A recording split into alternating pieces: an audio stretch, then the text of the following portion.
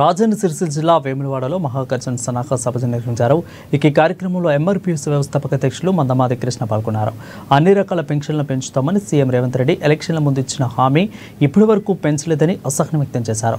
వికలాంగులకు, వితంతులకు, గీత కార్మికులకు, నేత కార్మికులకు వృద్ధాప్య పెన్షన్, ఇతర పెన్షన్లు ఏవి కూడా పెంచలేదని అన్నారు. కాబట్టి పెన్షన్దారులు అందరూ చలో హైదరాబాద్ కార్యక్రమంలో పెద్ద సంఖ్యలో పాల్గొనాలని మందకృష్ణ మాదిగ పిలుపునిచ్చారు. ఈ కార్యక్రమంలో పెన్షన్దారులు, ఎంఆర్పీఎస్ నాయకులు, వృద్ధులు, వితంతులు, వికలాంగులు, బీడీ కార్మికులు, నేత కార్మికులు, గీత కార్మికులు అందరూ పాల్గొన్నారు.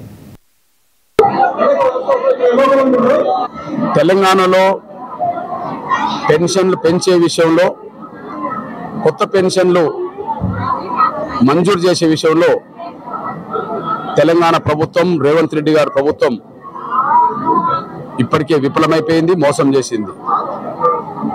ఇంకా మోసం చేయకుండా, జాప్యం చేయకుండా వికలాంగుల పెన్షన్లు 6,000 వరకు పెంచాల్సిందే. వృద్ధులు, వితంతులకు, ఒంటరి మహిళలకు, బీడీ కార్మికులకు, ఇతర పెన్షన్దారులకు 4,000 పెంచాల్సిందే. 10 లక్షల మందికి కొత్త పెన్షన్లు మంజూరు చేయాల్సిందే. ఈ విషయంలో మరింత జాప్యం జరిగితే ఖచ్చితంగా హైదరాబాద్లో జరగబోయే వికలాంగులు, వృద్ధులు, వితంతుల మహాగర్జనతో రేవంత్ రెడ్డి గారి సర్కార్తో తాడో పేడో తేల్చుకుంటామనే విషయం కూడా గుర్తు చేస్తున్నాను. నేను దాదాపు ఇప్పటికే పెన్షన్ పొందుతున్న వాళ్ళు 45 లక్షల మంది ఉన్నారని రేవంత్ రెడ్డి గారు ఎన్నికల ప్రచారం చెప్పాడు. వాళ్ళ పెన్షన్ పెంచి తీర్తామని చెప్పాడు.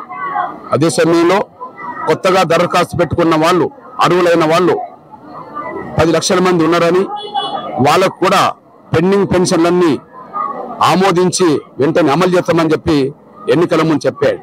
అదే సమయంలో డిసెంబర్ 9 నాటికే 2023 డిసెంబర్ 9 నాడే మా ప్రభుత్వం పెన్షన్లు ఇవ్వబోతుంది, కొత్త పెన్షన్లు మంజూరు చేయబోతుంది అని చెప్పి నమ్మబలికాడు. ఆ విధంగా 55 లక్షల మంది పెన్షన్ కోసం ఎదురు చూసే, పెన్షన్ మీద ఆధారపడే వాళ్ళ ఓట్లు వేసుకొని గద్దెనెక్కిన రేవంత్ రెడ్డి గారు 21 నెలలు గడుస్తున్నప్పటికీ రేవంత్ రెడ్డి గారి సర్కార్ పెన్షన్ పెంచలేదు, కొత్త పెన్షన్ మంజూరు చేయలేదు.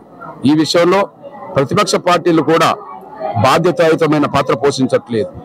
ప్రశ్నించే కాడ ప్రశ్నించకుండా, నిలదీసే కాడ నిలదీయకుండా, 55 లక్షల మందిని మోసం చేస్తే దాని గురించి అడగకుండా అనవసరమైన విమర్శలతోటి, అనవసరమైన ఆరోపణలతోటి వీళ్ళు కాలం గడుపుతున్నారు.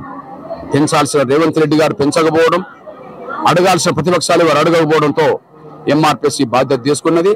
పెన్షన్ పెంచడమో, కొత్త పెన్షన్ మంజూరు చేయడమో, లేకపోతే